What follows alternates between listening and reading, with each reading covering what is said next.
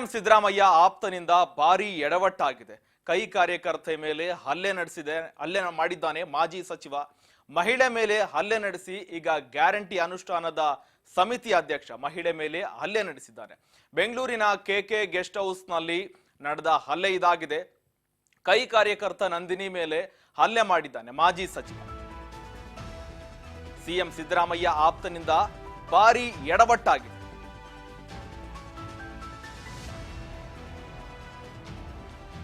ಕೈ ಕಾರ್ಯಕರ್ತೆ ಮೇಲೆ ಹಲ್ಲೆ ನಡೆಸಿ ಮುಂದಾಗಿದ್ದಾನೆ ಮಾಜಿ ಸಚಿವ. ಮಹಿಳೆ ಮೇಲೆ ಹಲ್ಲೆ ನಡೆಸಿ ಗ್ಯಾರಂಟಿ ಅನುಷ್ಠಾನದ ಸಮಿತಿಯ ಅಧ್ಯಕ್ಷ ಮಹಿಳೆ ಮೇಲೆ ಹಲ್ಲೆ ನಡೆಸಿದ್ದಾನೆ.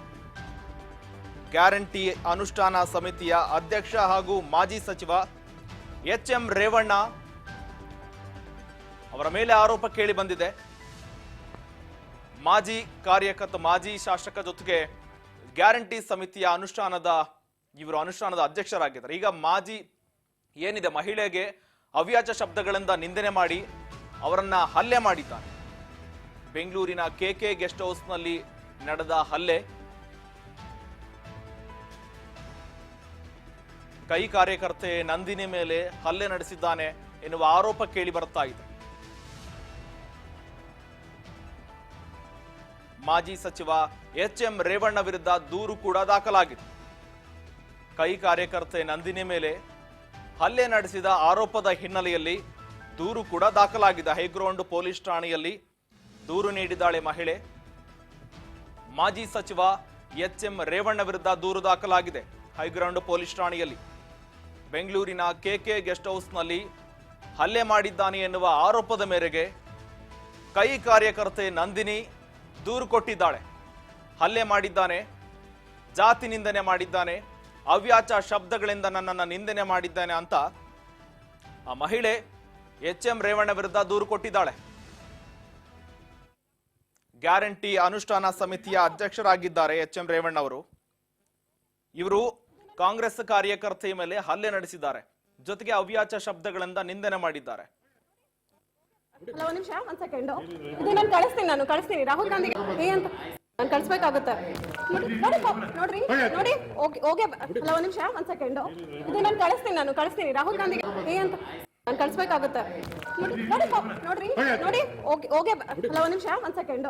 ಇದು ನಾನು ಕಳಿಸ್ತೀನಿ ರಾಹುಲ್ ಗಾಂಧಿಗೆ ಅಂತ ನಾನು ಕಳಿಸ್ಬೇಕಾಗುತ್ತೆ. ನೋಡ್ರಿ ಓಕೆ. ಒಂದ್ ನಿಮಿಷ, ಒಂದ್ ಸೆಕೆಂಡ್. ಇದು ನಾನು ಕಳಿಸ್ತೀನಿ ರಾಹುಲ್ ಗಾಂಧಿಗೆ ಅಂತ ನಾನು ಕಳಿಸ್ಬೇಕಾಗುತ್ತೆ. ನೋಡ್ರಿ ಓಕೆ. ಒಂದ್ ನಿಮಿಷ, ಒಂದ್ ಸೆಕೆಂಡ್. ಇದು ನಾನು ಕಳಿಸ್ತೀನಿ ರಾಹುಲ್ ಗಾಂಧಿಗೆ ಅಂತ ನಾನು ಕಳಿಸ್ಬೇಕಾಗುತ್ತೆ. ನೋಡ್ರಿ ಓಕೆ. ಒಂದ್ ನಿಮಿಷ, ಒಂದ್ ಸೆಕೆಂಡ್. ಇದು ನಾನು ಕಳಿಸ್ತೀನಿ ರಾಹುಲ್ ಗಾಂಧಿಗೆ ಅಂತ ನಾನು ಕಳಿಸ್ಬೇಕಾಗುತ್ತೆ. ನೋಡ್ರಿ ಓಕೆ. ಒಂದ್ ನಿಮಿಷ, ಒಂದ್ ಸೆಕೆಂಡ್. ಇದು ನಾನು ಕಳಿಸ್ತೀನಿ ರಾಹುಲ್ ಗಾಂಧಿಗೆ ಅಂತ ನಾನು ಕಳಿಸ್ಬೇಕಾಗುತ್ತೆ. ನೋಡ್ರಿ ಓಕೆ. ಒಂದ್ ನಿಮಿಷ, ಒಂದ್ ಸೆಕೆಂಡ್. ಇದು ನಾನು ಕಳಿಸ್ತೀನಿ. ನಾನು ಒಬ್ಬ all India professional H M. Revanna guarantee ಇದು ಚೇರ್ಮನ್ ಇದಾರಲ್ಲ ಅವರೇ ಇವಾಗ ಮಹಿಳೆಯರಿಗೆ ಗ್ಯಾರಂಟಿ ಅಂತ ಕಾಂಗ್ರೆಸ್ ಪಕ್ಷ ಏನ್ ಕೊಟ್ಟಿದೆ ಅದ್ರ ಚೇರ್ಮನ್ ಮಹಿಳೆಯ ಮೇಲೆ ಹಲ್ಲೆ ಮಾಡ್ತಾರೆ, ಮತ್ತೆ ಮಹಿಳೆನ ಅಬ್ಯೂಸ್ ಮಾಡ್ತಾರೆ. ಬೇಕಾದ್ರೆ ಎಷ್ಟೊಂದ್ ಸತಿ ನೀವು ಬೇಕಾದ್ರೆ ಅವ್ರು ಫಾಲೋ ಅಪ್ ಮಾಡಿ ನೋಡಿ, ತುಂಬಾ ಆರೋಗೆಂಟು ಮತ್ತೆ ತುಂಬಾ ವರ್ಗರ ಬಿಹೇವ್ ಮಾಡ್ತಾರೆ. Is unfit to be politician. Okay, unfit to be politician ಆಗೋದಕ್ಕೆ ನಾಲಾಯಕ ಆಗಿರೋರು, ಮತ್ತೆ ಮಹಿಳೆಯ ನಿಂದಕರು ಅವರು, ಮತ್ತೆ ಮಹಿಳೆ ಮೇಲೆ ದೌರ್ಜನ್ಯ ಮಾಡಿ ಒಬ್ಬ ದಲಿತ ಹೆಣ್ಮಕ್ಳ ಮೇಲೆ ನನ್ನ ಮೇಲೆ ದೌರ್ಜನ್ಯ ಮಾಡಿದ್ದಾರೆ. ನಾನು ಒಬ್ಬ ಆಲ್ ಇಂಡಿಯಾ ಪ್ರೊಫೆಷನಲ್ ಕಾಂಗ್ರೆಸ್ ಅಲ್ಲಿ ಸ್ಟೇಟ್ ಫೈನಾನ್ಸ್ ಸೈಟ್ ಆಗಿ ರಿಪ್ರೆಸೆಂಟೇಟಿವ್ ಮಾಡ್ತೀನಿ. ನನ್ನ ಮೇಲೆ ಈ ರೀತಿ ಅಲ್ಲೇ ಆದ್ರೆ ಬೇರೆ ಸಾಮಾನ್ಯ ಮಹಿಳೆಯರ ಗತಿ ಏನಾಗಬೇಕು? ಏನ್ ಕಾರಣಕ್ಕೆ ಹಲ್ಲೆ ಮಾಡಿದ್ದು? ನಾನು ಇವಾಗ ಕ್ವಶನ್ ಮಾಡಿದೆ. ಲಾಸ್ಟ್ ಟೈಮು ನಮಗೆ ಏನೋ ಇಶ್ಯೂ ಆಗಿತ್ತು. ಇವಾಗ ಜಾತಿ ಬಗ್ಗೆ ಒಬ್ಬ ಹೆಣ್ಮಕ್ಳನ್ನ ಪ್ರಾಸ್ಟಿಟ್ಯೂಟ್ ಅಂತ ಹೇಳಿದ್ರೆ ನೀವು ಯಾವಾಗಲೇ ಆಗ್ಲಿ ಆ ಮನುಷ್ಯ ಸಿಕ್ಕಿದಾಗ ಕೇಳ್ತೀರಲ್ವಾ ಏನಕ್ಕೆ ಆ ಪದ ಬಳಕೆ ಮಾಡಿದ್ರಿ ಅಂತ. ನನ್ನ ಫೋನಲ್ಲಿ ರೆಕಾರ್ಡಿಂಗ್ ಇದೆ, ನಾನು ಕಳಿಸ್ಕೊಡ್ತೀನಿ. ನವೆಂಬರ್ ಅಲ್ಲಿ ಈ ವಿಚಾರ ಆಯ್ತು. ಅದಾದ್ಮೇಲೆ ನಾವು ಮಾವಳಿ ಶಂಕರ್ಗೂ ಇನ್ಫಾರ್ಮೇಶನ್ ಮಾಡಿದ್ವಿ, ಮತ್ತೆ ಜಾತಿ ಬಗ್ಗೆನೂ ಮಾತಾಡಿದ್ವಿ. ಓಕೆ ಫೈನ್, ಇವಾಗ ಸೇಮ್ ಪಕ್ಷದಲ್ಲೇ ಇರೋದ್ರಿಂದ ಬೇಡ ಕಂಪ್ಲೇಂಟ್ ಎಲ್ಲ ಏನು ಬೇಡ ಅಂತ ಸುಮ್ಮನೆ ಆದ್ವಿ. ಬಟ್ ಆದ್ರೆ ಇವಾಗ ಸೆಕೆಂಡ್ ಟೈಮ್ ಕುಮಾರಕೃಪಾದಲ್ಲಿ ಸಿಕ್ಕಿದಾಗ ಇವತ್ತು ನನ್ನ ಮೇಲೆ ಹಲ್ಲೆ ಮಾಡಿದ್ದಾರೆ, ಮತ್ತೆ ಜಾತಿ ಬಗ್ಗೆ ಬೈದಿದ್ದಾರೆ, ಮತ್ತೆ ನನ್ನನ್ನು ಇಲ್ಲಿ ಕುತ್ತಿಗೆಗೂ ಹಿಡಿಯೋದಕ್ಕೆ ಪ್ರಯತ್ನ ಪಟ್ಟಿದ್ದಾರೆ. ಉಗ್ರಪ್ಪ ಅವರು ಹೆಣ್ಮಕ್ಳ ಬಗ್ಗೆ ತುಂಬಾ ಮಾತಾಡ್ತಾರೆ ಮೀಡಿಯಾದಲ್ಲಿ. ಅದೇ ಉಗ್ರಪ್ಪ ಅವರು ಈ ತರ ಹಲ್ಲೆ ಆದಾಗ ಬಂದು ಪ್ರಶ್ನೆ ಮಾಡ್ಲಿಲ್ಲ, ಮತ್ತೆ ನನಗೆ ಸಪೋರ್ಟ್ ಮಾಡ್ಲಿಲ್ಲ. ಮತ್ತೆ ಸೀನಿಯರ್ ಲೀಡರ್ಸ್ ಇದ್ರು, ಅವ್ರ ಜೊತೆ ಅಷ್ಟು ಜನ ಹುಡುಗರಿದ್ದಾರೆ, ನಾನು ಒಬ್ಳೆ ಹೆಣ್ಮಗ್ಳಿರೋದು. ಓಕೆ, ಈ ಬಗ್ಗೆ ಹೆಚ್ಚಿನ ಮಾಹಿತಿ ಕೊಡ್ಲಿಕ್ಕೆ ನಮ್ಮ ಪ್ರತಿನಿಧಿ ಬಸವರಾಜ್ ಸಂಪರ್ಕದಲ್ಲಿದ್ದಾರೆ. ಬಸವರಾಜ್, ನಿನ್ನೆ ಸೋಮವಾರ ಮಧ್ಯಾಹ್ನ 3:30 ಸಮಯದಲ್ಲಿ ಆ ಗ್ಯಾರಂಟಿ ಅನುಷ್ಠಾನಕ್ಕೆ ಸಂಬಂಧಪಟ್ಟಂತೆ ಕುಮಾರಕೃಪದಲ್ಲಿ ಇದೊಂದು ಹಲ್ಲೆಯಾಗಿದೆ ಅಂತ ಕೂಡ ನಂದಿನಿ ಅನ್ನುವರು ಆರೋಪ ಮಾಡಿದ್ದಾರೆ.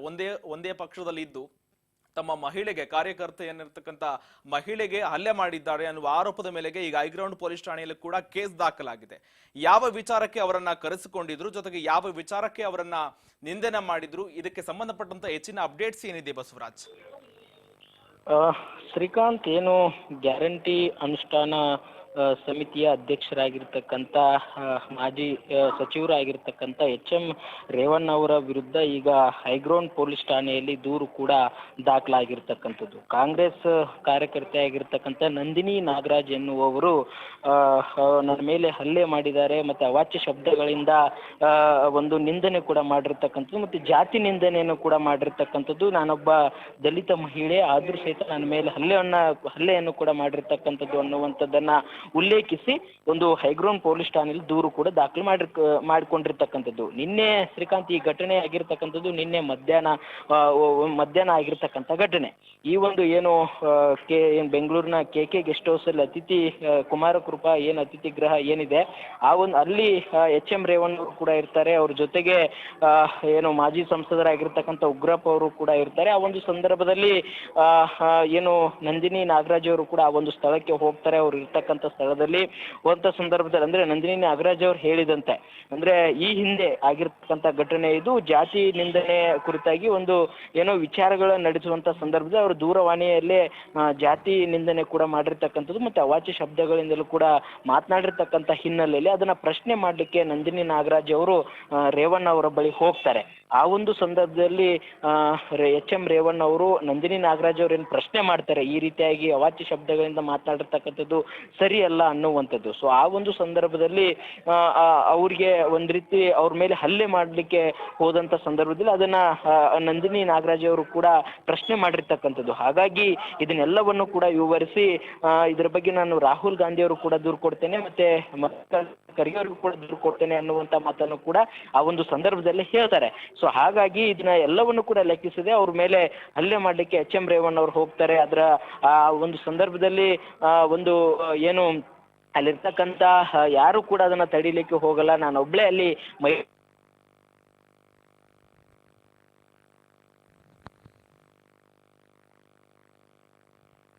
Okay, thank you Basavaraj. ಕರೆ ಕಟ್ಟಾಗಿದೆ. ಬಸವರಾಜ್ ಅವರ ಮತ್ತೊಮ್ಮೆ ಸಂಪರ್ಕದಲ್ಲಿ ತೆಗೆದುಕೊಳ್ಳೋಣ. ಈಗ ಗ್ಯಾರಂಟಿ ಅನುಷ್ಠಾನ ಸಮಿತಿಯ ಅಧ್ಯಕ್ಷರಾಗಿದ್ದಾರೆ ಮಾಜಿ ಸಚಿವ HM ರೇವಣ್ಣ ಅವರು. ಆ ವಿಚಾರಕ್ಕೆ ಸಂಬಂಧಪಟ್ಟಂತೆ ಮಹಿಳೆ ಕೂಡ ಕೆಲವು ಸಮಸ್ಯೆಗಳಿರ್ತವೆ, ಅದನ್ನ ಬಗೆಹರಿಸಲಿಕ್ಕೆ ಕೂಡ ಕಾಲ್ ಮಾಡಿರ್ತಾರೆ. ಕಾಲ್ ಮಾಡಿದ ಸಮಯದಲ್ಲಿ ಅವ್ಯಾಚ ಶಬ್ದಗಳಿಂದ ನಿಂದನೆ ಮಾಡ್ತಾರಂತೆ, ಜಾತಿ ನಿಂದನೆ ಸೇರಿದಂತೆ, ಜೊತೆಗೆ ಪ್ರಾಸ್ಟಿಟ್ಯೂಟ್ ಅನ್ನುವ ಪದಗಳನ್ನು ಕೂಡ ಬಳಕೆ ಮಾಡಿ ಅವ್ಯಾಚ ಶಬ್ದಗಳಿಂದ ನಿಂದನೆ ಮಾಡ್ತಾರೆ. ನಿಂದನೆ ಮಾಡಿದ ಕಾರಣಕ್ಕೆ ಯಾವ ಕಾರಣಕ್ಕೆ ನನ್ನ ಬೈದ್ರಿ ಅಂತ ಕೇಳೋದಕ್ಕೆ ಆ ಮಹಿಳೆ ಕೂಡ HM ರೇವಣ್ಣರವನ್ನ ಭೇಟಿಯಾಗಿ ಮಾತನಾಡುವ ಸಂದರ್ಭದಲ್ಲಿ ಇಂತಹ ಗಲಭೆ ಆಗಿದೆ, ಇಂತಹ ಅವ್ಯಾಚ ಶಬ್ದಗಳಿಂದ ನಿಂದಿನಿ ನಮ್ಮನ್ನ ಹಲ್ಲೆ ಮಾಡಿದ್ದಾರೆ ಅಂತ ಕೂಡ ಮಹಿಳೆ ಆರೋಪ ಮಾಡ್ತಾ ಇದ್ದಾರೆ. HM ರೇವಣ್ಣ ಗ್ಯಾರಂಟಿ ಇದು ಚೇರ್ಮನ್ ಇದಾರಲ್ಲ ಅವರೇ, ಇವಾಗ ಮಹಿಳೆಯರಿಗೆ ಗ್ಯಾರಂಟಿ ಅಂತ ಕಾಂಗ್ರೆಸ್ ಪಕ್ಷ ಏನ್ ಕೊಟ್ಟಿದೆ ಅದ್ರ ಚೇರ್ಮನ್ ಮಹಿಳೆಯ ಮೇಲೆ ಹಲ್ಲೆ ಮಾಡ್ತಾರೆ, ಮತ್ತೆ ಮಹಿಳೆನ ಅಬ್ಯೂಸ್ ಮಾಡ್ತಾರೆ. ಬೇಕಾದ್ರೆ ಎಷ್ಟೊಂದ್ ಸತಿ ನೀವು ಬೇಕಾದ್ರೆ ಅವ್ರು ಫಾಲೋ ಅಪ್ ಮಾಡಿ ನೋಡಿ, ತುಂಬಾ ಆರೋಗೆಂಟು ಮತ್ತೆ ತುಂಬಾ ವರ್ಗರ ಬಿಹೇವ್ ಮಾಡ್ತಾರೆ. Is unfit to be politician. Okay, unfit to be politician ಆಗೋದಕ್ಕೆ ನಾಲಾಯಕ್ ಆಗಿರೋರು, ಮತ್ತೆ ಮಹಿಳೆಯ ನಿಂದಕರು ಅವರು, ಮತ್ತೆ ಮಹಿಳೆ ಮೇಲೆ ದೌರ್ಜನ್ಯ ಮಾಡಿ, ಒಬ್ಬ ದಲಿತ ಹೆಣ್ಮಕ್ಳ ಮೇಲೆ ನನ್ನ ಮೇಲೆ ದೌರ್ಜನ್ಯ ಮಾಡಿದ್ದಾರೆ.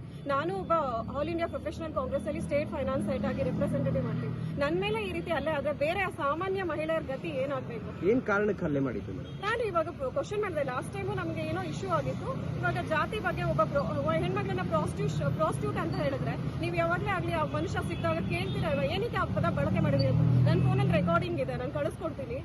ನವೆಂಬರ್ ಅಲ್ಲಿ ಈ ವಿಚಾರ ಆಯ್ತು. ಅದಾದ್ಮೇಲೆ ನಾವು ಮಾವಳಿ ಶಂಕರ್ಗೂ ಇನ್ಫಾರ್ಮೇಶನ್ ಮಾಡಿದ್ವಿ, ಮತ್ತೆ ಜಾತಿ ಬಗ್ಗೆ